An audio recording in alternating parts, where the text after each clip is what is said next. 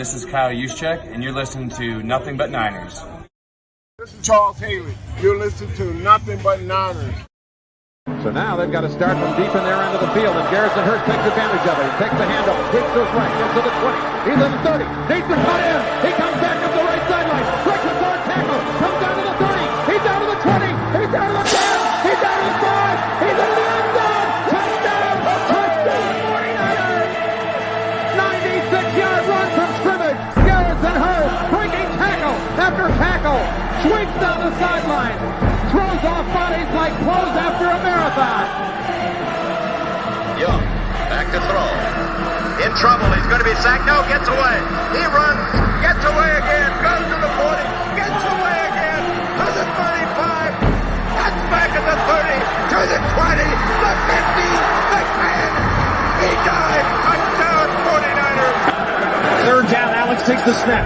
Alex looking down in post, and it's good. Touchdown! Touchdown, 49ers! It is second down. Ryan takes the snap, throws the slant to the left side. It's Russell intercepted. The 49ers pick it, and Navarro Bowman is redemption. Navarro Bowman running it all the way for the touchdown. No greater redemption. San Francisco 49ers. We can do whatever we want.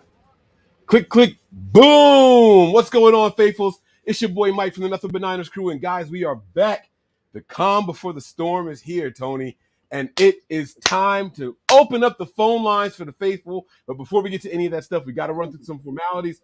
Tony, man, bro, we did a Patreon earlier today. That is literally uploading as we speak. I can't wait to see that one over there and the reactions we get from it. And now it's time to hear what everyone has to say. I'm seeing some flames in here. I'm so excited. Listen, I was listening to Croc's old episodes of the of his morning show, and he has this thing on there, like give me like, I don't know if it was like flames or thumbs up or something like that, right? He wanted to see a certain number of, like 5 means you're good, 1 means you're bad, and if it's bad, he's gonna talk to you about it. I want to know how excited everybody is, but we got to do this in the Nothing But Niners way. So there is a nut. There's a nut emoji. Tony's laughing at me already. Here we go. There's a nut emoji. I want to know your excitement level, guys. 1 to 5. 1, whatever. 5, I can't freaking wait. Find that nut emoji and paste them in the chat right now while we run through these formalities. All right. First and foremost, if this is your first time here on the YouTube page, guys, give us a thumbs up. You got to hit that like button, subscribe, and then turn on your notifications so you know when we're bringing you guys videos. Impromptu videos will not have a heads up like this video did tonight. So make sure you guys have the notifications turned on. That's right, baby. Soup to nuts. We're in here, man. It's soup to nuts time, man. And if you're not joining, you're not going to know. So get those nuts in the chat. Of course, Mike will say something about nuts. Did Peachy put an egg? What do they call them things? He did not put an eggplant. No. Oh. I was going to say, I said nuts, not eggplants. Come on, Peachy. My kids are listening. All right, guys. So hit that like, hit that subscribe, turn on those notifications. Follow us on some of our social media platforms. We have Twitter and Snapchat. Those handles are Nothing But 9. That's the number 9, ERS. Nothing But 9, ERS. We also have Facebook, Instagram, and Twitch. Those handles are Nothing But Niners. That is spelled all the way out. No numbers in there anywhere, okay? Nothing But Niners. All right. We also have an email. If you guys want to send us questions, comments, concerns about the show, we said something that offended you, offended someone you know, let us know. Shoot us an email, nb9ers@nothingbutniners.com. And then there's the Patreon page, man. This is the one right here. The live shows go down over there. We're watching the games with you guys. Oh, my God, Mike, where can I watch the show? I don't know how to get there. It's out of my network. I'm on the East Coast with you. Where are you watching the show? That's the place to be, guys. Patreon.com/NB9ERS. I'm your guy, Mike Andrews, 83. And to my right is Tony. He is NJ Niner fan 499. Tony, how you feeling today, man? What's your nut rating right now, man? What's your nut rating? Come on, bro. Let's go. He put broken coconuts. Let's go. Only 2 nuts. I'm excited, man. I can't wait for tomorrow night. You know, I don't want to rush it because tomorrow's my last day off. I mean, from like the main job. But I'm excited. I can't wait for this to happen, man. Is that a nut? No, what do they call those things? They're not acorns. Are they acorns? Is that an acorn? Is that it's an acorn without the top one? It's upside down acorn? Is that what that is? They're like hazelnuts or something. I don't know. Hazelnut. Is that what a hazelnut looks like? This is the wrong kind of nut, Chris Hansen. This is the wrong kind of nut, buddy. This is a family program, sir. I'm sorry. Go ahead, Tom. I cut you off, man. How are you feeling, bro? I'm sorry. I'm good. I just can't wait to get to tomorrow, man, and watch this damn game. It's going to be a lot of fun. They called it a kumquat. Is that what that is? Miss Debbie said, I'll do this instead. Guys, all you got to do is go to Google, type in nut emoji. It's going to show it to you, and then pop those nuts in the channel, man. Am I asking for something too? Like, come on, guys. Look at Mike Davies, man. Come on. You put the lime in the hazelnut, she said. It's a hazelnut. Mike Davies put the mad nuts in here, right? Look at that. He's so excited. He's excited for next week's game. That's what I'm talking about, man. Like, I love seeing that. I love seeing that. Now, guys, here's the cool thing about this, right? We are opening up the phone lines. We're going to talk to you guys. We're going to hear from you guys. We want to hear your levels of excitement. You guys can call them whenever you want. Don't worry, I'm going to post the number down there. We're going to get to it. But before we do, we have to talk about a couple of things concerning the 49ers. And the first one is going to be this report from Mary Kay Cabot. Is that who it was? It was definitely Mary Kay Cabot, right? So Let me put this picture up in the chat really quick. And Tony, I want to get your breakdown of what you think this means for the 49ers. Is it real? Is it just talk? Or is it something in between? Like, how excited should we be about this? What's your nut rating for Mary Kay Cabot's tweet? And this is what it said. Browns will consider acquiring 49ers Jimmy Garoppolo if Deshaun Watson's 6-game suspension increases. What do you think, man? How do we take this? Giving it a one nut. Oh, man, you're like me. You got the vasectomy over there, bro. That's not good. Yeah.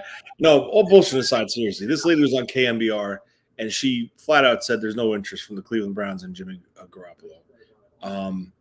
But I will say this. Maybe she knows something on the other end of it involving the suspension, and then this information was released. With the possible interest if the suspension is extended or overturned or overruled to a full year. So that's what I see out of this. I mean, it is what it is at this point. I mean, I think the Niners should just cut ties and let them go. But if there is interest, I could tell you one team that should look at them, and I'm watching them now in preseason football, and that's the Giants. But that's a whole different story. But I mean, listen, I have respect for Mary Cabot, whatever her freaking name is, but she's pretty on point. She's pretty legit, and she doesn't just float shit to float it. If she says it, there's definitely smoke. There's definitely something behind it. All right, so Tony is giving me a one nut excitement level for that, and I'll be honest with you guys, man. I don't like that, Tony. I don't like the one nut feeling, man. I mean, at this point, you should be cheering that the NFL says, "Hey, bro, hey, we're not accepting this." In fact, didn't Deshaun Watson's camp come out right after and say something along the lines of, "Hey, how about this? 8 games and a $5 million fine. How about that?" Like, they're already negotiating publicly. Because they know what does that tell you? It tells me they know what's coming down the pipe. So they're trying to negotiate something else, but I don't think it's going to happen. I think he's going to get hit for a year. You know, it is what it is, and that's it. Now, the decision is if they could come to a number, come to the compensation to get Jimmy out of San Francisco and send him to Cleveland. That's between the two teams. But I think right now, I think the Niners would take anything to get him to frick out of here. And, I mean, in my opinion, this ultimately comes down to controlling his final destination, right? I think by sending him there, they'll take a 5. They'll take whatever. They'll take whatever just to control his destination and go to Cleveland. My personal opinion, I don't like that. I would cut bait. You want to go to Seattle? We'll see you twice a year. That's it. That's the way I look at it. Interesting stuff here, man. So, all right, man. I mean, look, it's gonna be fun to watch, man. Thank you for the super sticker, Evan. We really appreciate it, man. Type your comment, Tony, if you see that comment pop up down there that he wanted to share with us. I will gladly click it. It looks like he forgot to type his comment. All right. Callie Young says she's the Browns' Matt Mayoko. She is that tapped into the team, but Matt Mayoko was wrong about a couple of things, or was he? So I was listening to the I Am Athlete podcast earlier, and everyone kept saying Kyle Shanahan really wanted Mac Jones. Kyle Shanahan, and I was like, you guys are crazy. There's no way Kyle would want someone. He's just Jimmy Garoppolo who's not afraid to throw down the field. He's limited. He's not going to be that guy. I was completely against it. And then I heard the I Am Athlete podcast. They asked very, very direct questions of everybody. And they said, hey, coach, man, you guys traded up, da-da-da-da. What were you thinking at 12? At 12, before they traded up. He was like, well, there's two guys that I was really looking at a lot. He said Trey Lance was one of them. And when we traded up to 3, we got that much closer to him. We were able to interview him and work him out and things like that. And then we really were like, yeah, he's the guy. He's the guy. And I thought that was going to be the end of it. But Brandon Marshall pushed back a little bit, Tony. He said, all right, well, you said there were 2. Who was the other guy? And do you know what he said? Mac Jones. Mac Jones. I did not want to believe at all that the 49ers were interested in Mac Jones. I was wrong. I have no problem admitting this. I was completely wrong, Tony. They really did like this guy. It was him or Trey Lance. Well, I think, honestly, those were the only 2 pro days that John and Kyle together went to. Alabama and then North Dakota State. Even though Mike Shanahan was at the original North Dakota State, but then they set up another one to throw in front of Mike, Kyle, Adam, and John. So I think that told us right there. Those were the 2. I thought it was definitely what's his name from Ohio State, Fields, but I was wrong. But I mean, I understand why he had interest in Mac Jones, because he might have been the highest floor, meaning the safest prospect out of all of them. But I don't know. I mean, I just think Trey Lance's ceiling is Let me ask you this question, because my timeline is a little clouded right now. Kyle came out and made this comment about wanting a quarterback who could run like Lamar Jackson and throw like Drew Brees. Was that before or after we traded up to 3? Honestly, do you remember when that was in the timeline? I think that came after. Yeah. All right. So because people say it was never Justin Fields. Was Justin Fields never an option? Like, how do you make that kind of comment and then look at Mac Jones? Because Mac Jones cannot run like Lamar Jackson. Sorry, he can't. In my opinion, Mac Jones was never a top 10 pick in this draft until the 49ers pulled that trigger. That's it. Like, he was not going to be a top 10 pick until the Niners made that trade, and that opened up Pandora's box for, the talk of, oh, this is the guy. Well, the way I look at it is, right, and I don't mean to repeat myself, is he had the highest floor, but I also feel that he hit his ceiling already. I don't think Mac Jones is going to be much better than what he is right now. He might improve, like, accuracy, placement, and stuff like that, but this is Mac Jones, and this is why Kyle, I think, went the alternate route instead of sticking with the safer guy, but the guy with the higher ceiling, but maybe not as high as a floor, but offers you other things with his legs and extending plays and making plays with his legs. After, 2 seconds in the pocket, the routes aren't there, he starts feeling pressure. Yeah, he's going to take off, or he'll scramble right until something opens. But I just feel when they sent Mike Shanahan on the DL to go work this kid out or go watch this kid, it was kind of like, okay, we see where this is going. Yeah, I completely agree. All right, let's move on, man. We got Trey. That's the thing. We got Trey. We're going to see Trey as after his first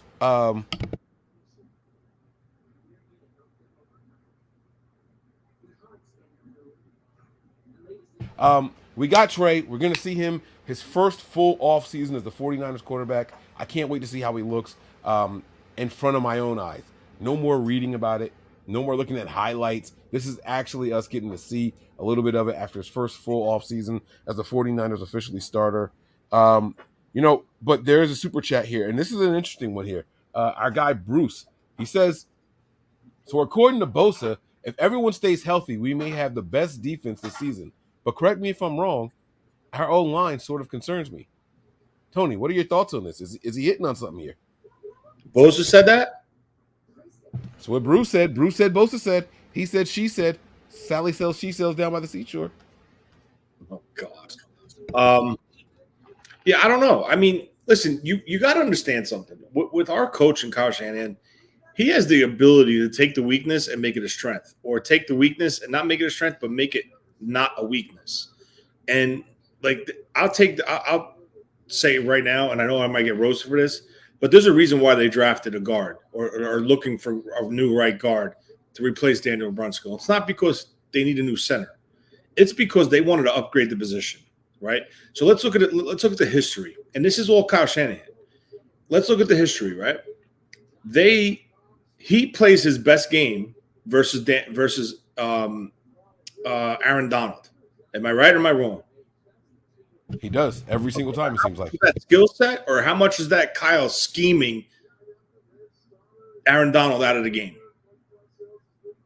It definitely could be a combination of the two. I don't want to take anything away from him, but no, it's definitely at least a combination. Him play him, and then you watch him play other defensive tackles, and they're throwing him around like nothing. But clearly, these defensive tackles are nowhere as good as Aaron Donald. That tells me that Kyle is using Aaron Donald's strength against him. Is it coincidence that they start lining Aaron Donald up on the tackles instead of the guards? No, not at all. That was that was a counter to Kyle's move. This is what I mean as far as everyone's concerned about the offensive lineman. I am slightly concerned about our offensive line. I'll say it because they're unknown. They address the positions, but they're unknown because there's no film on them at this level, right? I think we could agree on that. So I feel Banks is where he needs to be. I thought Burford was going to be the right tackle of the future. He still could be, but I think they wanted to get him on the field because of his ability and get him on the field now, and it's right guard. Because I think his style of play and his work ethic and his commitment and his IQ is allowing him to do that. So that's where I think Kyle comes into this, because he's putting these guys in positions where he knows and he sees on tape that they could have success at this level, even though they're inexperienced. Because why? They're definitely all high IQ guys, and they have the ability to understand and translate their skill set to this scheme and go according to the plan of Kyle Shanahan's. Yeah, I agree, man. I agree. No, I agree. Kyle is definitely going to scheme around the deficiencies in that offensive line. That's what he's done his entire career. He does it not just the offensive line, but every position on that offense. He works around it. Any limitations that his quarterback has, his run game is lacking, running backs get injured, hey, no worries. I got a Deebo Samuel over here. You know what I'm saying? Like, he does these things. That's what he does, and he does it well. So the only thing I haven't seen Kyle be able to circumvent is a lack of tight end production. That's the only thing I've seen him not so much struggle with, but he plans around it. He just completely avoids it. You know, if George Kittle's injured or George Kittle's not in the game, can you tell me a tight end you're confident in going in there? That's the only knock. And I'm doing knock in air quotes. That's the only one that I don't see Kyle being able to overcome. I like Dwelly, and I'm going to tell you why. I think Dwelly, if they don't put him as an inline, as a 3-point stance on the end of the line, meaning an inline tight end, I think if they flex him out or he's standing up in a 2-point stance, that's where I think Dwelly has a matchup and has an advantage of a matchup, because he has the skill set to be skill set to run the routes and catch, because he did set records at San Diego University. But his issue could be getting off the line of scrimmage when he's down on the in line and they're jamming him, and that's what I think his difficulty is. All right, I like it, man. I like it. So let's open up these phone lines, man. I want to know how everyone's feeling out there. I want to know if they're just as juiced as we are. I'm going to put the phone number. Ooh, wrong button. I'm going to put the phone number up on the screen here, man. You guys hit that line, 267-949-4513. Start calling in. I want to hear you guys. I want y'all to sound off. I want y'all to tell me how y'all are feeling about this upcoming matchup, preseason, the whole season, whatever, man. I don't care for season predictions, record predictions, whatever, man. Let's talk some 49ers. We want to hear from you faithful out there. So I got everything here. All right. Let me see. Hold on.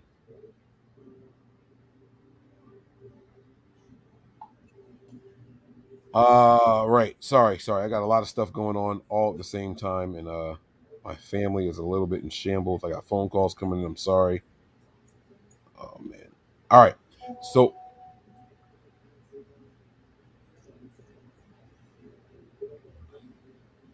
Let's talk about the matchup and what you for the callers that are going to call in, what you're looking for in this matchup versus Green Bay. yeah. Sorry. I Are you was no, you're I don't good. know Are if you you looking for can quarterback listen. play? Are you looking for offensive line play? Any specific player you're going to be zeroing in on and watching to see how they are? That's what we'll talk about because tomorrow we're going to do the pregame, I believe. Yes, we will. We will be doing a pregame show 1 hour before kickoff. If I can get home in time, I am on call. I have a funeral to go to tomorrow, but I'm hoping to be home in time to do that 1 hour before kickoff. But it's all good. We're here, and it's going to be a lot of fun, man. So I'm going to start with a position that I want to watch. You want to do player or position? How you want to do this, Tony? Oh, whatever. I don't care. Pick. Oh boy. All right, let's start with nickel corner. I think right now Darquez Denard is the top guy in there. I believe he is the penciled in starter there. How do you feel about that? I nah, you know what? Did we discuss that on Patreon? No. Okay, cool. So I'll say it then. All right, I want there to be someone else. I want there to be someone the Niners chose, not someone that they had to get because of an injury to K'Wan Williams. I want there to be a real person. Like, I would love for Diamador Lenore to emerge as that guy, or Emmanuel Mosley to emerge as that guy because Jason Verrett is healthy. Like, something along those lines. One of the guys that can you still hear me? Yeah, but you're frozen. Yeah, it says my camera turned off. There we go. Sorry.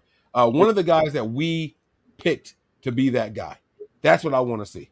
I want to see one of those nickel guys step up. Who could it be though? Like, which one of those guys would qualify for that? Like I said, Mosley. He said he did a little bit of nickel in college.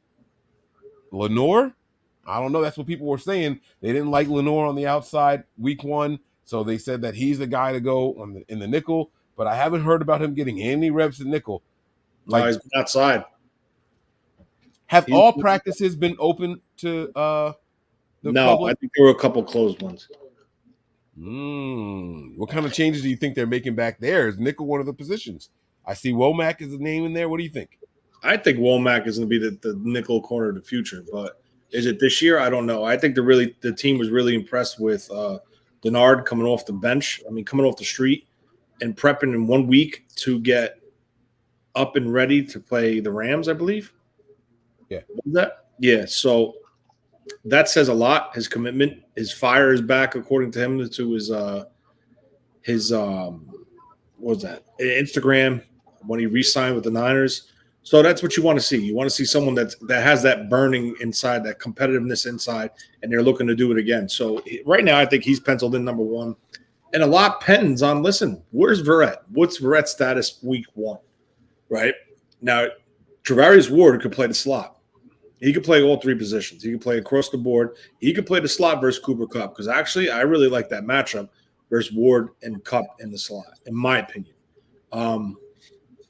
So that's going to be interesting. It's way too early in the process to start this guy's going to make it, this guy's not. I want to see these guys on the field versus another team, and I want to be able to watch play with my own eyes instead of people reporting with their eyes because I could see something different than the way they do.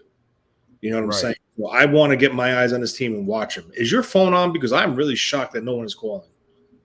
Yeah, I'm pretty sure it's on, and I think we still have the number. Let me I'm gonna try to dial your number real quick. Are you on your phone? I'm near my phone. Let me try to dial your number really quick and make sure this thing works. Hold on.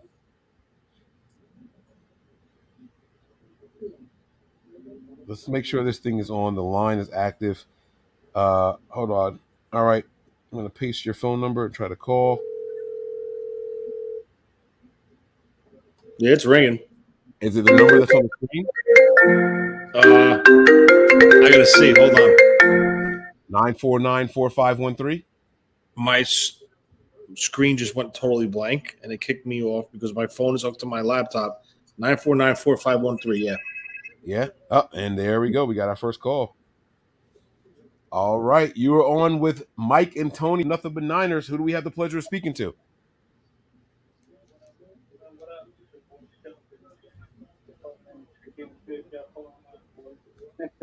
Shelton's in the building. Okay, what's going on, Playboy? How you feeling about this upcoming season? Oh man, I'm excited. I'm excited. More excited about the safety group.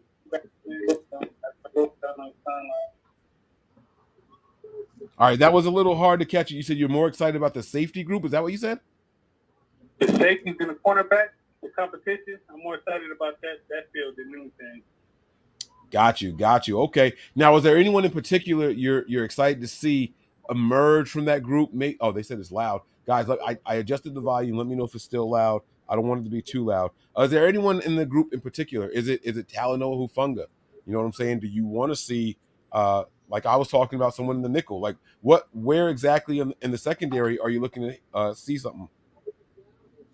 I want to see Tavarius and Jimmy Ward and Barrett. He's going to be the starter probably like week 6. And we can move Tavarius Ward to the nickel cornerback, and it's going to be Mosley and Barrett on the outside. That's my opinion.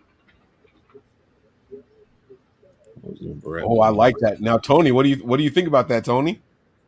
Yeah, I mean it makes sense. But we got to cross our fingers to see where Verrett is and how he comes back, because we seen him come back off 1 year and the knee wasn't right. So if his knee's good and he's ready to roll, I definitely could see that alignment with Verrett and Mosley outside, Travarius Ward inside.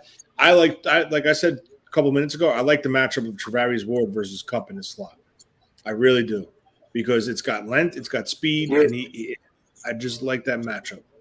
Travarius Ward in the slot against Kupp, you said? Yeah. Yeah, I like better slot. Does Travarius Ward have that kind of versatility? He plays the slot. He played all three. He can play all three positions. And I think he would be better out there in the middle because we lost Shark. So I don't think Mosley can do what Ward can do in that slot. And honestly, Mike, I wouldn't even move Mosley because he's been balling out. So I would just let him continue to thrive in that position that he's already in. Don't move him, don't change him. So I was thinking about that, and I think that no matter how you look at it, if Verrett comes back and is as good as he was prior to the injury, someone's going to be playing out of place anyway. Would you rather it be a guy you plan on letting walk in Mosley? I mean, I think Verrett's probably going to walk also, but like, how do you fix that? You know what I'm saying? Like, none of these guys are under deals long term, other than Travarius Ward. So how do you do this? Hey, that's actually, Mike. That's a tough question, bro. So that's tough, and I can't work no books for that. I want them all to stay, but somebody's going to have to go, man. So yeah. I really can't answer that question, Mike. That's a good one. Let's see what our GM has to say about it, because even Jimmy Ward is talking about testing free agency. I believe Jimmy Ward is in the last year of his contract, right, Tony? So if that's the case, honestly, I think he's one of the guys that they're going to re-sign first before Bosa, once this decision is made with Jimmy Garoppolo. I really do. He's a 49er. They want him there. He wants to be there. He took less to stay here. I think he's the most tenured person on this team, and he likes it, and I think he'll be back. Oh, damn, I had you on mute, so you couldn't hear Tony the whole time. My bad. Go ahead, Tony. Say that again. I was on mute?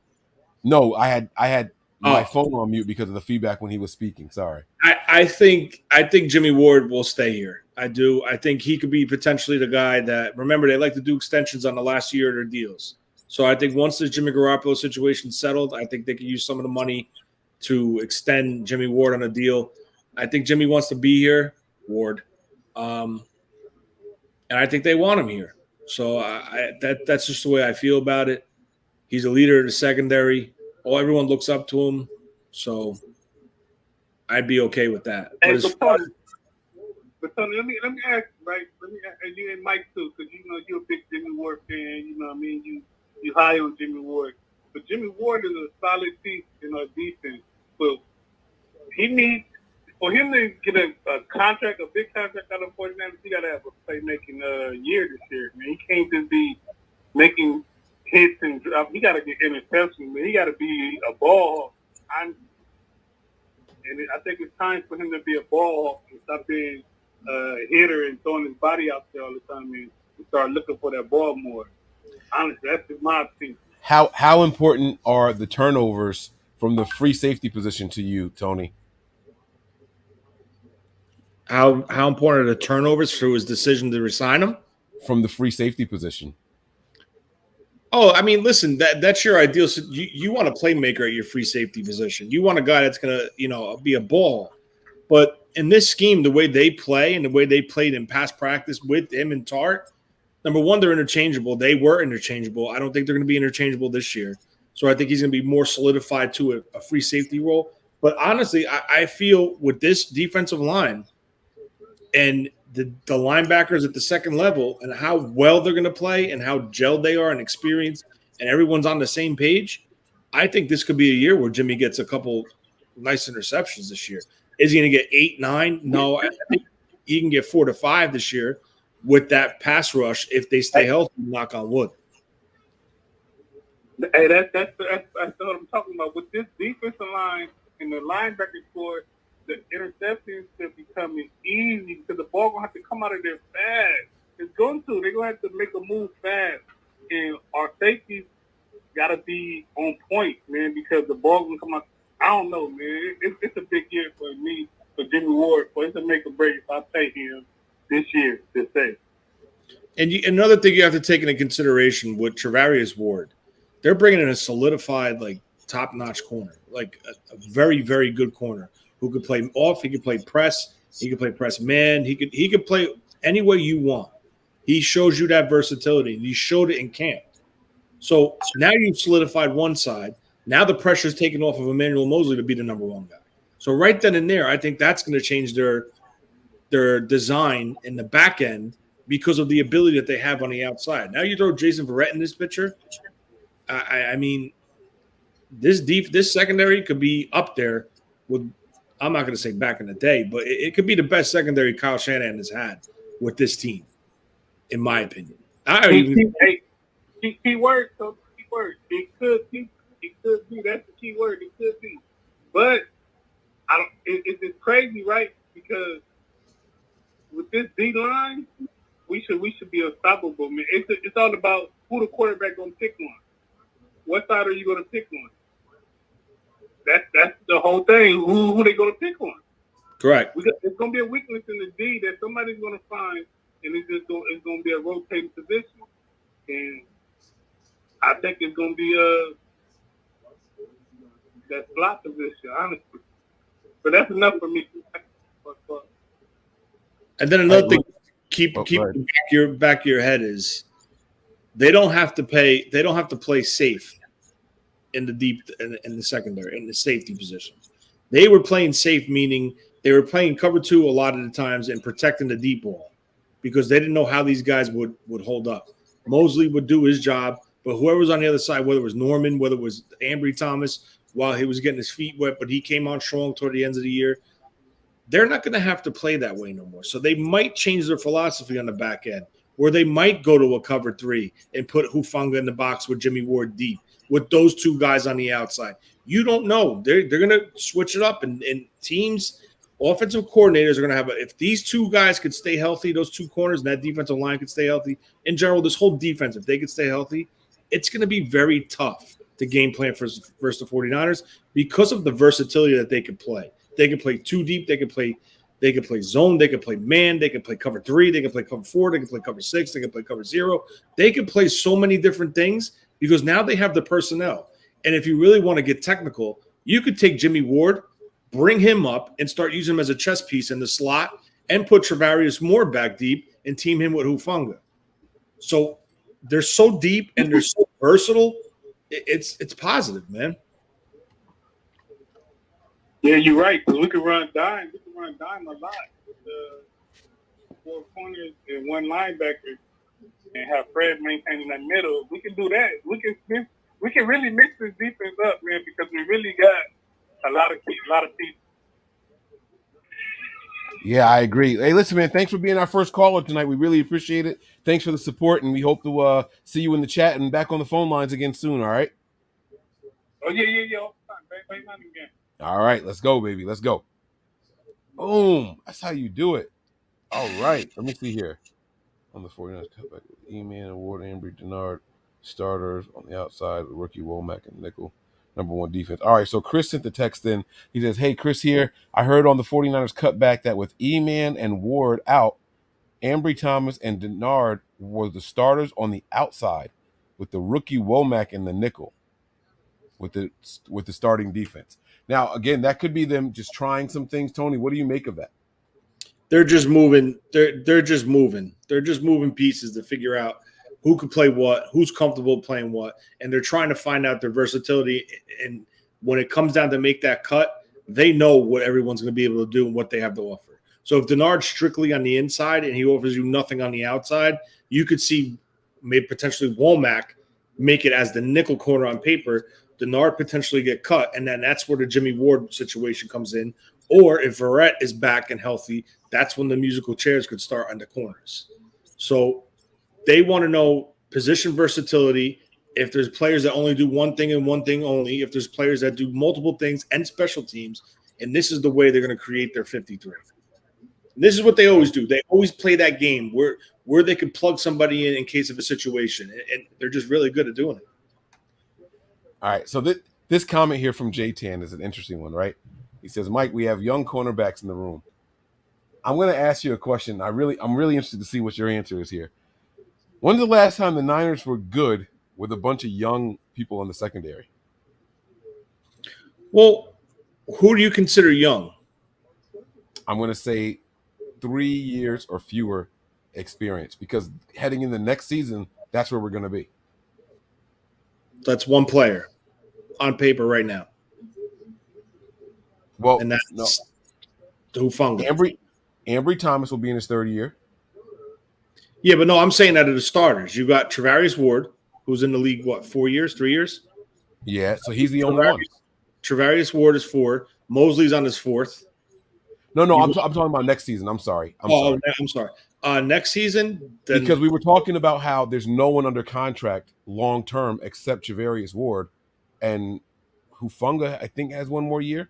Yeah, he was an undrafted guy. Guys are back. Hufanga, Thomas, Lenore, all those guys are back, I think. I'm pretty sure. And there'll be 3 years of experience or less, except for Travarius Ward. Correct. When's the last time the Niners were a good team with that kind of experience in their secondary? Was it the year that they did the draft and got Ronnie Lott and all? Ronnie Lott, yeah, that draft where they got all those Jimmy Johnson? No, not Jimmy Johnson. What the hell is his name? The freaking corner. I forgot his name. They drafted their whole secondary that 1 year. Right. I forgot that draft. It was the 80. It was the 81 draft or 82 draft. It was the 81 draft. It was definitely the 81 draft for sure. Let me put in 40. Yeah, Eric Wright. That's it. Thank you, Andrew Martinez. Eric Wright. It was Eric Wright, Ronnie Lott, and they got another guy. All right, here we go. Ronnie Lott, John Hardy. Wow. Ronnie Lott, John Hardy, Eric Wright, Carlton Williamson. Yep. They also got Lynn Thomas that year. Lynn Thomas was a DB also. Wow. He only played for 2 years though, so that's why you don't know anything about him. He didn't do anything in the NFL. Played in 24 games though, but it is what it is. That's kind of crazy. That's the last time that the secondary was that young that I can think of that they were good. Maybe I'm wrong, but you think about the year that we were, the years we were competitive with Harbaugh. That secondary was full of veterans: Dante Whitner, Deshaun Goldson, Carlos Rogers. I think Chris Culliver might have been the youngest player of that secondary back then. Culliver and Brown, Terrell Brown. Oh yeah, and yeah, that's right, Terrell Brown. Terrell Brown was another young one there. And then you look at when we made the deep postseason run here with Kyle. It was Richard Sherman. Jason Verrett was not part of the. Was Jason Verrett part of the 2019? No, he was out that year. It was Akello that started. Richard Sherman started, and then Akello went down. Who else did we have there? Jimmy Ward, Jaquiski Tart. Like it was all veterans, like long-term veterans.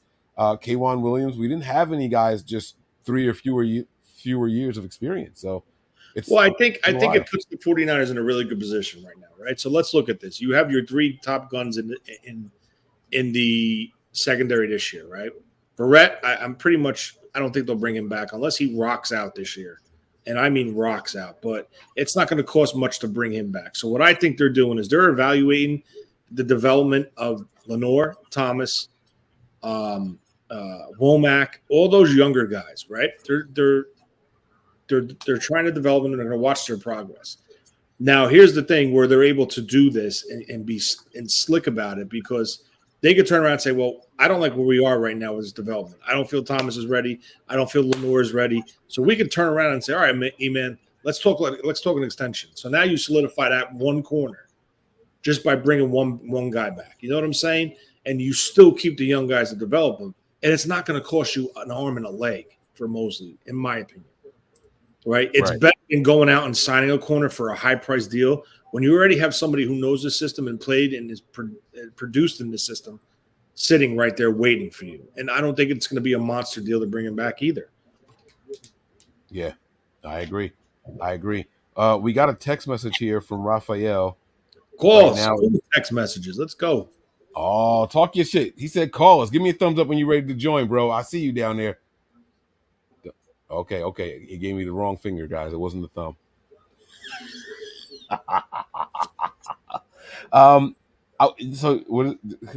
Should I read his message or no? Like, what do you want me to do?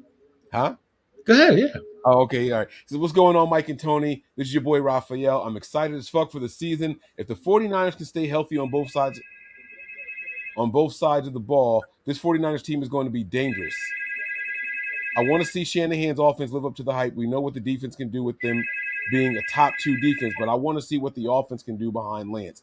I want to see Kyle in his bag every game, and if we have the lead, touchdowns. No, then Kyle needs to keep his foot on the gas. Hold on, let me get the call. Hello, you are on with Mike and Tony of Nothing But Niners. Who are we speaking to? What's up, Mike? What's up, Tony? This is the guy with the name that nobody can pronounce. It's Shot J. That's the easiest way most people can say it. Shot J. Is that what you? Is that what you said? That's your name in the YouTube chat? Oh yeah, no. I'm looking for it. Type a message in there real quick. Be like it's me on the phone, so I can see how it types. He said it sounds like a landline. Did I get a thumbs up yet? No, not yet. Oh, I got the thumbs up. There it is. Oh, there he is. Okay. Now we know who's on the phone. All right, what's going on, bro? How you feeling? I'm pretty good. I gotta say, the one thing I'm mostly terrified about is the center position. That's fair. The center position is going to be a major concern for a lot of people here. Now, Wayne put me to ease a couple of weeks ago, maybe even a couple of months ago. And he was like, Mike, every backup that's out there on the field is people that Trey Lance worked with all of last season. He's got a better rapport with them than the starting offensive line. Does that make you feel any better at all about Jake Brendel being the starting center? I'm okay with Brendel, but when I think about, the stories you hear about Brentfield's snapping issues, much less anyone behind him, I'm mortified if Brendel gets hurt. Okay, so you're concerned about the depth, not so much Brendel running out there right away. Pretty much. What do you got? What are your guys' thoughts on that? Now, Wayne, I had to mute you because I heard a beep when you joined, so I'm going to take you off of mute really quick. Let's see what Wayne's thoughts are on the offensive line, specifically the center position. Yeah, I think that the rapport is there, like we just spoke about with those guys when it comes to Trey Lance. As far as Brunskill, I think you want him to get these reps right now because Brunskill at some point may have to play center. And remember, he's the least experienced at the position. They didn't do anything to build the depth at the center position. So I think we just gonna have to chillax and just let just relax. Let the offensive line gain some type of continuity. It might take a little time. Hopefully, throughout these 3 preseason games, you start to see these units. You may see Brunskill a lot more because he needs more reps at the center. But I think Jake Brindle is going to be the starting center. Brunskill is there to be depth, and that's what it is. God forbid there's injuries to any of those guys. We're going to have some stuff to figure out. So I think we need to work Brunskill out more than we need to work out anybody else. Now, Tony, I want to bounce this one to you also because, Breezy gave us a lot of good points here. Kyle Shanahan did speak about the center position. He says, the reason we haven't moved for a veteran is because we like what we have in the building. We think we can get the job done with who is here. Was that just coach talk, or did they really? Their actions say that that's what they feel. But was that just coach talk because the salary cap is tight right now, and that money, even though we may not know it, that money might be already allocated to someone else's extension or something, and so they can't make a move. How do you decipher that?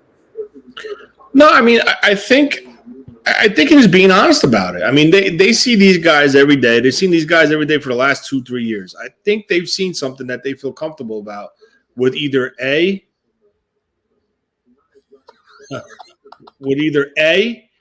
with Brendel or B with Brunskill. So something is there that he's okay with. And maybe it could be one of the younger guys, Poe, West.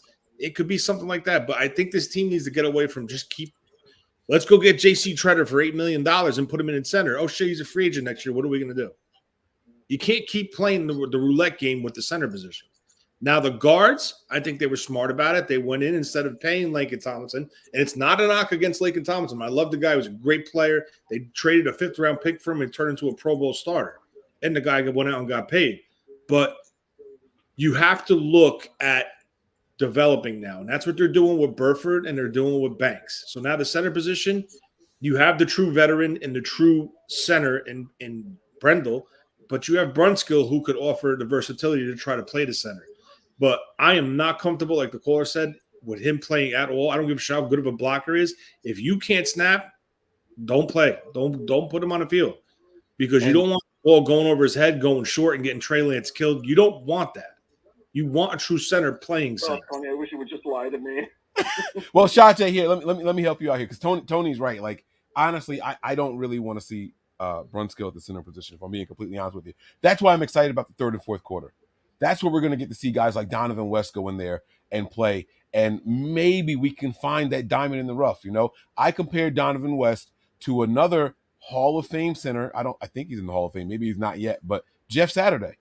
He was a guy drafted by the Ravens, picked up by the Colts. He wasn't drafted by the Ravens. He was an undrafted free agent to the Ravens. Then they released him, picked up by the Colts, and then all of a sudden he has this fabulous rapport with Peyton Manning, and they have a long, illustrious career together. And all of a sudden, Jeff Saturday is one of the best centers that people have ever seen.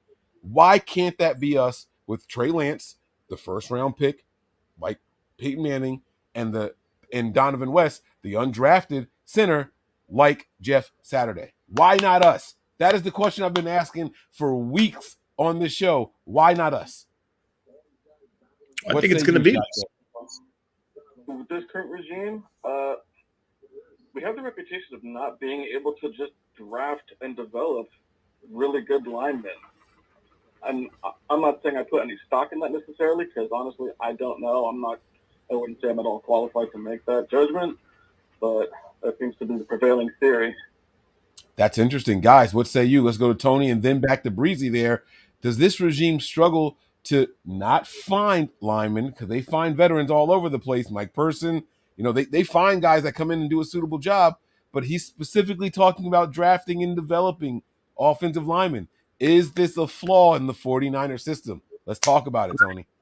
I don't think it is, and I'm going to tell you why. Okay. Ooh.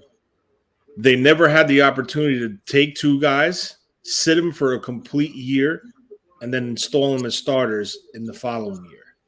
Now, Burford is an exception. He's a rookie coming in. But look at Colton McKivitz, right? Colton McKivitz, they drafted, they brought him in. He was supposed to be the heir apparent to Joe Staley if they didn't do the trade. I don't know how much I believe that, but for Trent Williams, but whatever. We'll go with it. When Trent Williams was down, I think Colton McKivitz played his ass off, and he played pretty damn well at the left tackle spot, minus one play. I think it was versus the Rams, if I'm correct. But no, it wasn't the Rams. Yeah, it was the Rams. It was week 17 to get into the playoffs. Yeah. So that shows me, and with Chris Forrester, Kyle has a lot of trust and faith in Chris Forrester, and he's got his hands on this offensive line now. He was the one who drafted Banks. He's the one who drafted Burford. Now, one quick thing about Burford, if you go back to his combine and you listen to him, he said he was told flat out by the 49ers staff when they met with him at the combine that they see him as a starter in the NFL. Yeah. I don't think that's Adam Peters. I don't think that's Kyle. I don't think that's John. I think that's straight Chris Forrester. Yeah. So I think with Forrester, you're gonna start seeing these guys come up and start playing, and I think Kyle believes in them. And if Kyle says these two guys are ready, I think Kyle's gonna roll with it. And that's why I think Banks and Burford are gonna be your starters. And I think Brendel will be the starting center going into week 1, in my opinion. Yeah, and Shate, before Breezy gives his 2 cents on the draft and development of our offensive linemen, got to remember that centers and guards don't often get much they're not drafted very, very high unless they are like dogs. And I'm saying dogs, and I know I shouldn't be saying dogs because of what I did on the last show. But they have to be like bona fide. Like it seems to be like first round or automatically third round or later. Like there's not a lot of like second round guys unless they fall out of the first round. So Breezy, what are your thoughts on that? I still feel like it's unproven that we're able to develop these linemen. Like Tony was speaking about McKivitz. Yeah, he played a couple of games well, but that don't mean he could play the whole season well. And so like I kind of get where Shot J is coming from. It's like, like we kind of struggle with linemen developing, and we kind of supplement, you know what I'm saying, in free agency by piecing offensive linemen together that fit the scheme. But like I said, it's a new regime. Mike, I hope your theory is right when it comes to Donovan West. I'm not saying that can't happen, but I just don't think it'll happen right now. So we talk about right now, right? We talk about right now, how are we gonna be good at that position? And I think the best option, like Tony said, is Jake Brendel for right now. And then I'm hoping, Mike, your theory comes with Donovan West being that diamond in the rough, because he is a true natural center, right? And so that's what we're hoping for. I like Chris Forrester. I think he is somewhat sort of developing these guys, but we'll see. We'll see. And Tony, you're right. They did say that. He also didn't say when he would be a starting offensive lineman in the NFL. But the fact that he said he would be is dope. So we're hoping that Spencer Burford would be starting right guard for the 49ers this year, which is so amazing because Kyle Shanahan usually don't start rookies. And let me just say this before Shot J chimes back in. There were 2 first-round guards this year, 2 second-round guards. I'm sorry, 3 second-round guards, and then everybody else was 3rd, 4th, 5th, 6th. So it's not unusual, man. It's really, really not unusual. We look at it like, oh, there has to be something. Only 7 centers were drafted the entire draft. 1 in the first round, 1 in the second round, and then the third and after. So it's not like this highly touted position where a bunch of people go, like wide receivers and all that stuff, where they're in every single round. These interior, especially the interior offensive linemen, it's not that common, man. So don't get too bent out of shape about it. Did we help you with that at all? Do you feel a little bit better about that? Honestly, yeah. I don't feel as down on the offensive line as most people do. My only concern is the depth with the center. That's the only part I actually feel some tension about. But listening to you guys always makes me feel good. No complaints. I'm good. I'm straight. I like it, man. I like it. Thank you so much for jumping in. Was there anything else you wanted to leave us with before we move on to the next caller? No, man, I just wanted to say I love you guys. I appreciate y'all. And I would normally do this in John Chapman's channel, but since I'm here, I'll take the opportunity to tell everyone in chat, like, subscribe, jump on these men's Patreon. You won't regret it. You'll feel better. All the cool kids are doing it. And that's all I got to say. Come hang out with the cool kids. My man Shache, thank you so much for the call, man. We appreciate you. Pleasure. Ciao. All right, man. That's what I'm talking about, guys. Y'all see that, man?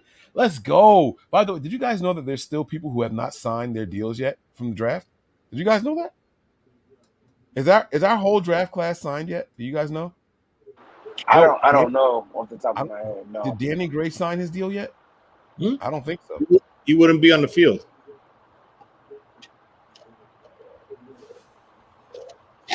They all sign. Yeah. All right. All right. I hope you guys are right. Okay, cool. All right, guys, listen, man. I'm not gonna drag this thing out. If we don't have any more calls, we're gonna let this thing go. We'll wrap this one up here. We're right at the hour mark right now. Was there anything else you guys wanted to discuss before the game preview show tomorrow? 1 hour before kickoff, 6:30 p.m. Eastern. Go ahead, Breeze.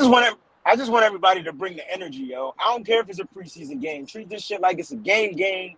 Come dressed, come hyped up, come ready to go. And I don't care if we win 3-0. Let's go out there and get this victory, yo. I think it's gonna be a really fun game to watch, believe it or not, because we have so much depth and talent at the depth positions. We like so many people. We want to see so many people make this team. That's what's gonna make this game fun for us. So it's not like we're going into this season like, who that guy?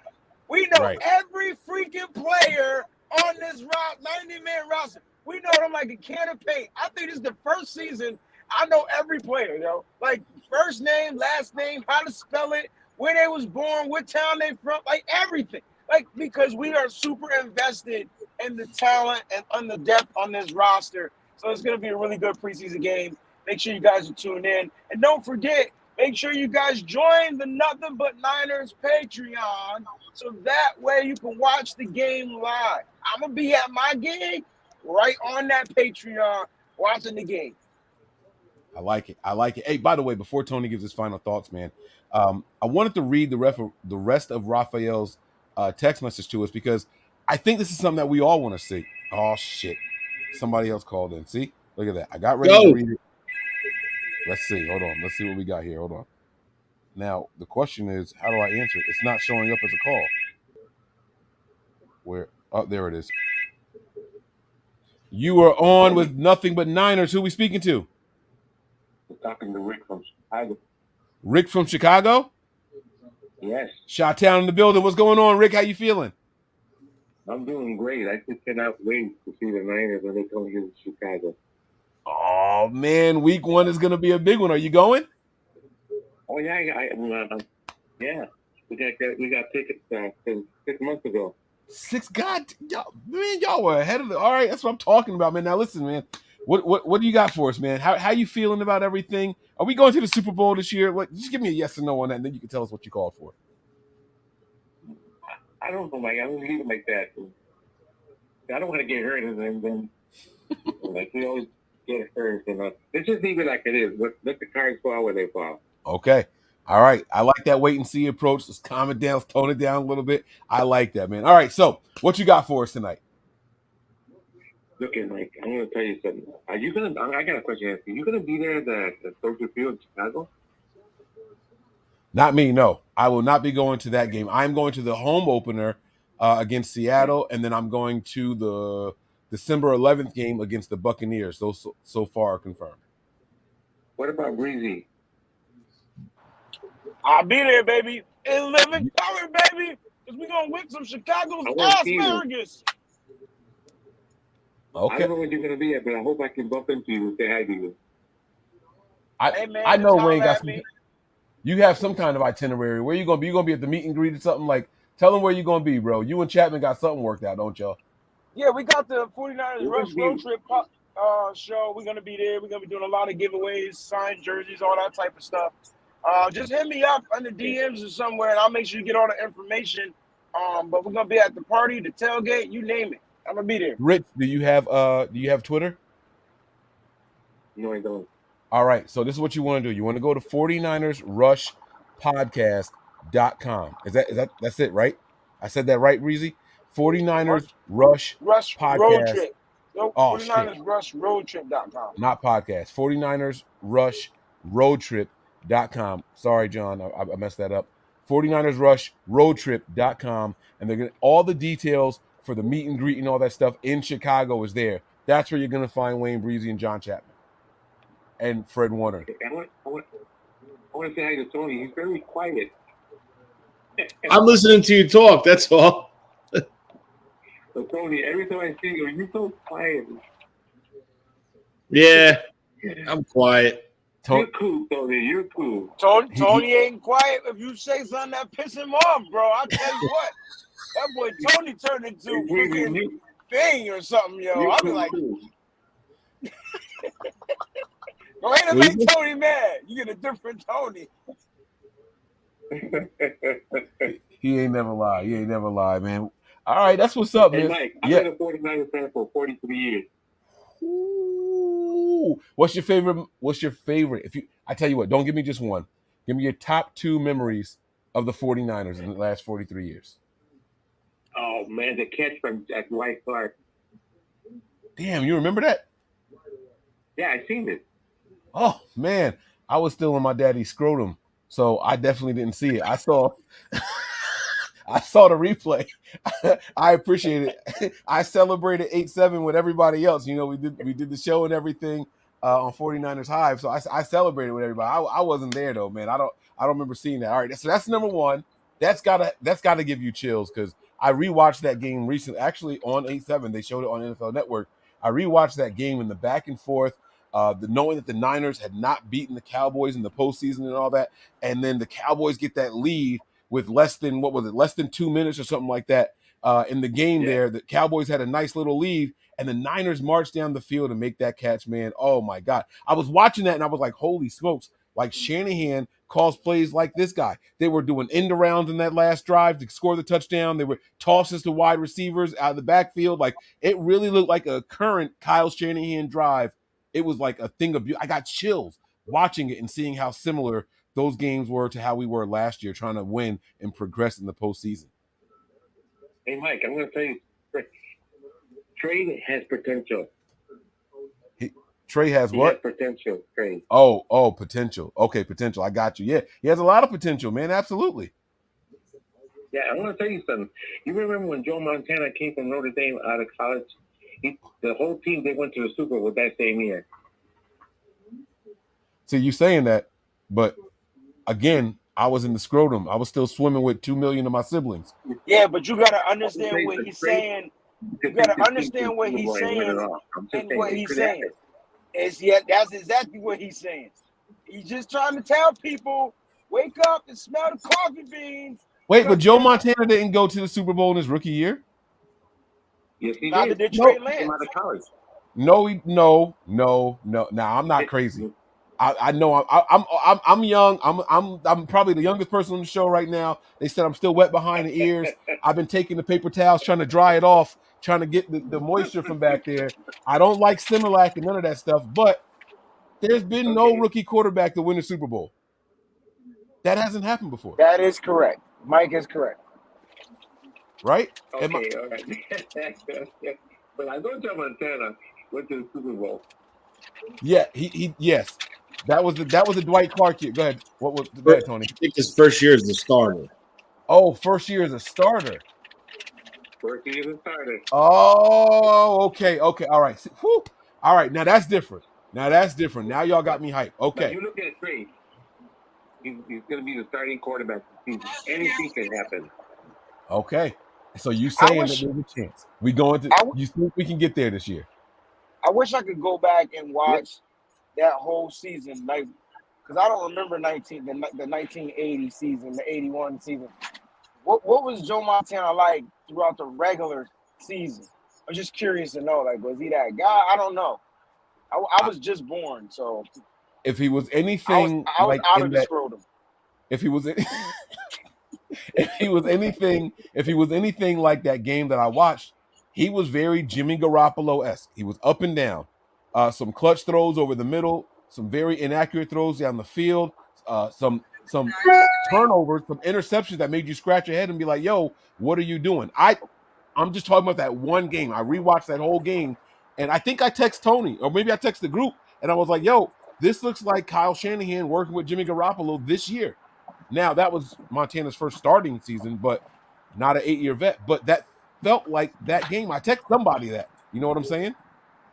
Yeah. Hey, Mike, I'm going to tell you something right now. I'm going to tell you. I wanted to tell this for a long time. See, Jimmy cannot take the team to win it all. I'm with you there. He can't. You remember the Super Bowl? George Kittle was wide open. He waved his hand. He never threw it to him.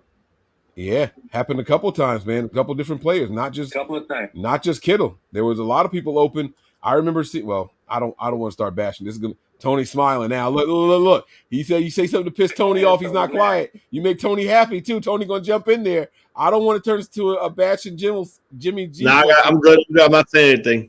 But listen, no, he's not wrong though, man. He's not wrong. You know, we just need somebody to get us over the hump. And again, listen to the Kyle Shanahan episode earlier with I am athlete. He said, you know, they were like, why do you move on from somebody with so many wins? And he was like, because I see what is, and then I see what could be, and I see what isn't. He can't do this. He can do that, but I want to do more. And that's why you move on. So I like it, man. Rich, man, thanks for calling in, bro. Any final thoughts before we let you go? No, I just want to say, go Niners. That's what I'm talking about, man. Go Niners, man. Rich. Nothing but Niners. Nothing but Niners. NBN all day, baby. Make sure, hey, listen, when you see Breezy, I heard he likes to hug people. Give Breezy a nice big hug from Mike and Nothing But Niners, okay? He's cool, man. I can't wait to meet him, man. Breezy, don't swing on him when you walk up on you and jump on you, all right? Now I'm going to swing on you, bro. That's what I'm going to do. I'm going to come down there and swing on you, bro. All right, Rich, man. You be safe out there in Chicago, bro. Have a good night, man. Yeah, good night. I love it. All right. Let me read these super chats, and I'm gonna ask the question that I had for y'all beforehand. Okay, so I want to read these super chats really quick. Sean jumped in. He says, "You guys think they are faking the cornerback injuries to save them for the regular season, and so Trey can get some work. Hasty practices well. He's a no-show in games. So, what do you guys think about that? Is there a possibility? And this team does work the injury list like they do, with their regular roster. They play all of that in there. Tony, Breezy, what do you guys think? Go ahead, Breezy. You know, I'm the king. I'm a conspiracy theorist, yo. I think anything is possible when it comes to Kyle Shanahan, yo. Faking injuries, I wouldn't say that they're faked. I don't think that they're as severe as they kind of sound. But I think you just want those guys ready to go week one. I mean, do we really need to see Javarius Ward and Emmanuel Mosley in the preseason? No. So give them other guys some work. I mean, Kadar Hallman, it seems like he's having a great camp. Looks like he's going to probably get the starting nod. And I think Ambry Thomas might get the other starting nod. That was the first unit on the last, day of training camp. I'm not sure what they did today, if they did the walkthroughs or whatever or whatnot. But, yeah, like, it's a possibility. I know it sounds silly, but it's a possibility. I think even Leon O'Neal Jr. injury was kind of like fabricated a little bit so that the 49ers can redshirt and stash him for the year. So Kyle Shanahan is the king of working the language in the CBA. Like, he's the king of it. Like, he's really good at it. So I'm going to agree with Sean. I believe that, these injuries might be fabricated a little bit. I think they're injured, but they're not as injured.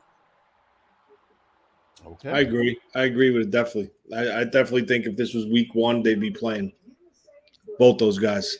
So I think that, they saw what they need to see, and it's coincidence that both of them will be ready for Minnesota. I read somewhere on Twitter today that they'll probably be ready to go for Minnesota inter-squad scrimmage.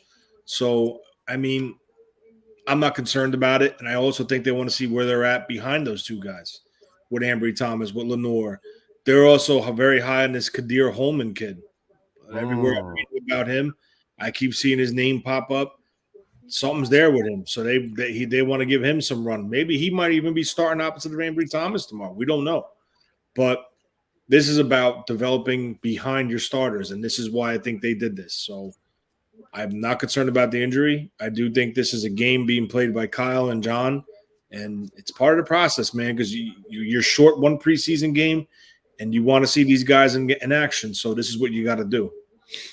And plus, you don't want to risk losing somebody, too, in a game like that. Right.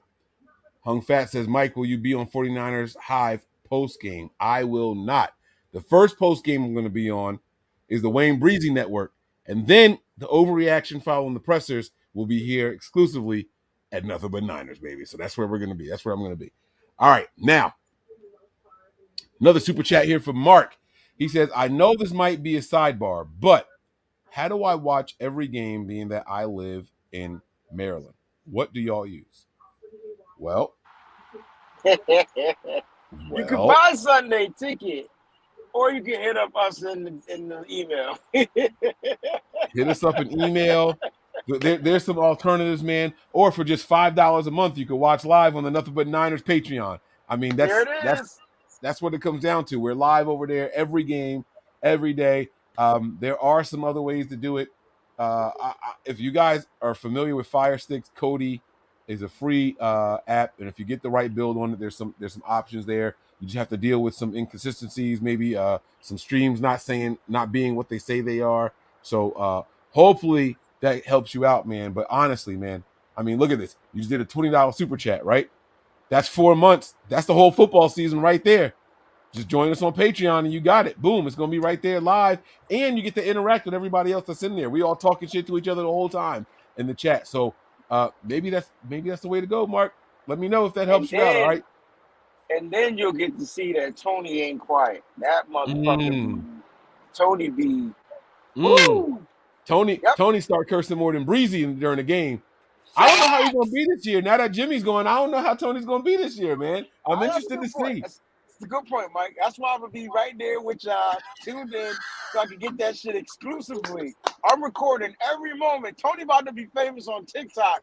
I'm talking about Tony like he's not right here in front of my face, but Tony about to be famous on TikTok, bro. Oh, God. Yo, it looked like somebody's peeking over your right shoulder right now, Breezy. It looks like someone's forehead nose. That shit looks creepy as hell to me, bro. Oh my God. Oh, it's the light. I think that is, I don't know what that shit look crazy. It legit looks like someone's looking at the light. Yo, ooh, I'd punch that motherfucker. Bro, I looked at my car real quick, man. Yeah. Oh my God. Somebody's in I the back had to do a quick bro. looky look. Bro, that's the scariest thing ever, yo. You imagine driving, somebody be in your back seat? Yeah, no. Bang, bang. Talking about Niner gang. It's going. Hey, you guys ever see that video with the young lady? She's in her living room recording the video, and then like she's got her screen door open, and like a hand or something goes down the curtain, and she turns around and runs and punches it. Yeah. No, but that's beat up. I like that. I'm assuming it was a terrible punch. She would have broke her wrist if she hit something, but it was the fact that she was sitting there with like a soda can or something. She holds it up and then she just stops. She saw something move behind her in her curtain, and she ran and swung, and then like closed the door. It was a crazy video. That thing was fun. All right, Sean with another super chat. He says best play was entire Niners defense fooled by a flea flicker, except Ronnie Lott running across the field and swatting the ball away from Flipper Anderson in the NFC Championship game. Who was not in their daddy scrotum when this play happened? Raise your hand. What year was this? This was 86? I was alive! 86 or 85, I think. Was that against the Giants? No, it was the Rams. It was the Rams. You say like I don't know who the fuck Flipper Anderson is. All right, let me Google. I'm gonna Google Flipper Anderson flea flicker. Wow, that's a Sean said it was 89. It could have been. I'm not 100% sure. Let's see. It was, you're right, because they went to, that's the other year they played an NFC Championship game. They played at the Coliseum, I think. Who was asked did they whip that year in the Super Bowl? The Bengals? Or the Broncos? Oh shit! No, see, y'all asked me about 89 and shit. Like, you know, I was I born in 83. want to say, yeah, it was 88, 89. It wasn't 89. Yeah, it was in '88, but the Super Bowl was in 1989. Okay, It was I the got all right. '88 season. That makes sense. That makes sense. They Niners beat smashed that Rams year. that year. Okay. All right. I like that. All right. So I'm going to read the rest of this comment here, and I want to get your guys' thoughts. So basically, he's saying it's time for Kyle Shanahan's offense to do their job. Like, they've been carried by the defense for a long time, and it's time for the offense to do their part. So it says here, I want to see Kyle in his bag every game, and if we have a hold on, hold on. All right. It says, I want to see Kyle in his bag every game. And if we have a lead, let's say 2 touchdowns, then Kyle needs to keep his foot on the gas. Kyle has so many weapons on his offense. It's time for his offense to carry the defense. Hashtag take 6. What say you guys? Let's start with Wayne, then we'll go to Tony. We're always all gas, you know what I'm saying?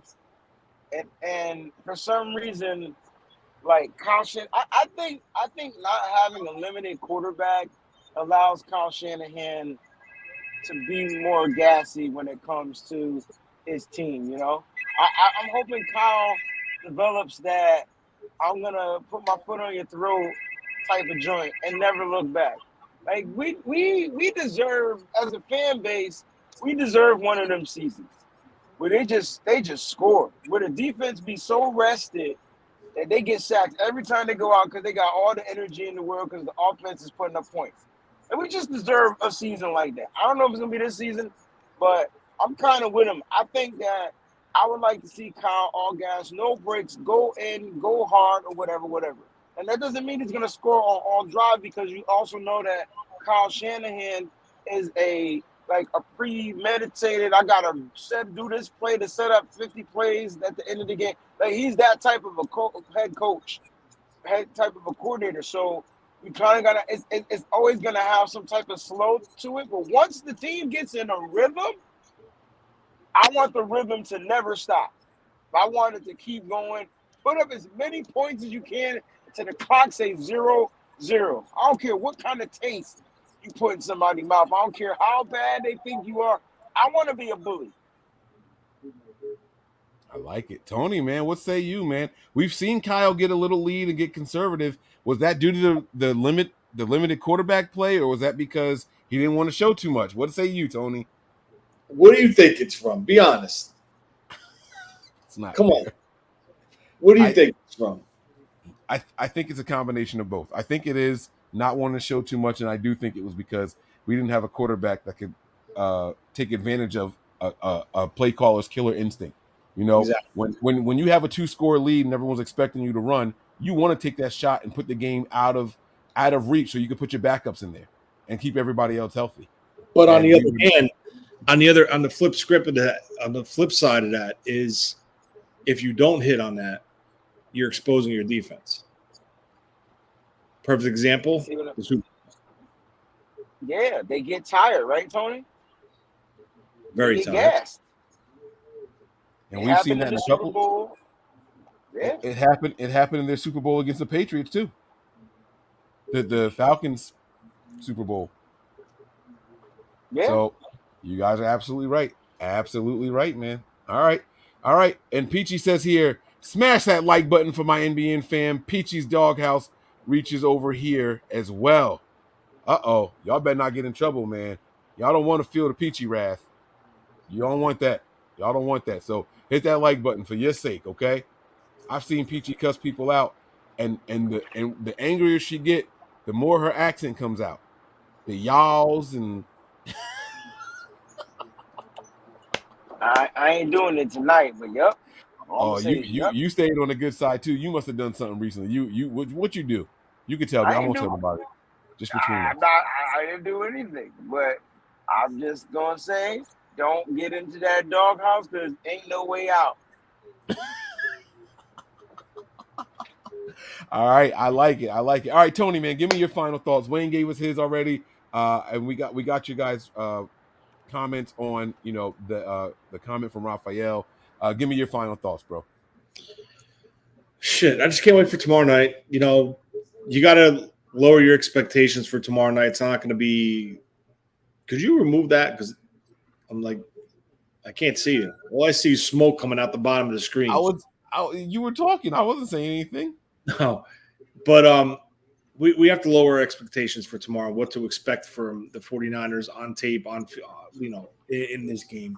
It's not going to be an all-out attack. It's going to be very basic and simple. It's going to put the quarterbacks that are playing in positions to see if they can make plays and read defenses. It's going to be very simple, very vanilla, but I'm just really looking forward to it. We talked about what position groups we're looking at. We're talking about certain players we're identifying. We'll get more into that tomorrow, but it's here. It's finally here, and I'm really excited. And that's it. I mean, I'm just looking forward to tomorrow night, and get out of this game healthy. And as long as we see them perform and move the ball and be positive, it's not like I want to see them throw up 35. I just want to see them move the ball, go through the progressions as the quarterback, hit the right holes, get the blocks, run the right routes. That's what we're looking for. And health is number one. So that's all I got. And just to touch on one thing before we move off of this, the one guy who called earlier about investing in the center, the 49ers are at a point in this roster and in the way they're creating it where they can't go out and spend big money on a roster because you have guys coming up on contracts that's requiring big money. So now the pressure's on them to fully identify a low-end center, get through this season with that center, and then develop somebody that's on a low contract. Because Bosa's contract, you think Debo's contract is astronomical? Wait till you see Bosa's contract. You're talking about $30 million a year. More. If he has a 15 sack season, he's breaking $30 million. I'm telling you right now. He has a 15 sack season. Oh they're going 35 plus. Wow. I'm just keeping it real, man. He's that type of player. And look at that 2019 draft. 2 guys. First pick, second round pick. They're cornerstones of your franchise. Kudos to the office. Yes, sir. I can't wait for some touchdowns tomorrow. I can't wait for some booing tomorrow. I can't wait for the jokes. I can't wait for the fireworks and everything in between, man. I'm just excited, man. My final thoughts are, let's get out there and have some fun, man. We want to hear that fall game, right? Yeah. It's going to be time, man. That's what I'm looking forward to seeing and hearing. Yo, Breezy's your eyes open, bro? He's like he's sleeping, right? He's looking at text messages. All I see is cars flying by him. His head's like this. Yo, I've been sitting here trying to buy something real quick, yo. Look at he's shopping and driving and on the podcast. I told y'all he's the hardest working man in the industry. Y'all thought I was playing, man. That's gonna do it for us tonight, man. I'm gonna start with my man Breezy. Y'all ready to go home? We ready to get up out of here? Let's go. All right, man. Prepare for glory. Anticipate pain. But always remain faithful. Remain faithful. We out here, guys. We'll see y'all soon. Peace.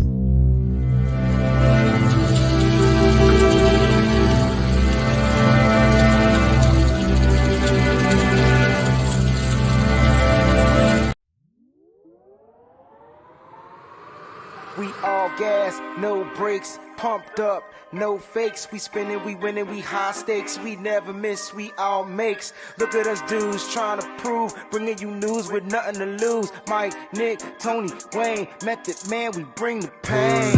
Hey, see, I'ma confess it. We under the pressure. If you looking to find us, we them nothing but Niners. Nothing but Niners. We nothing but Niners. We nothing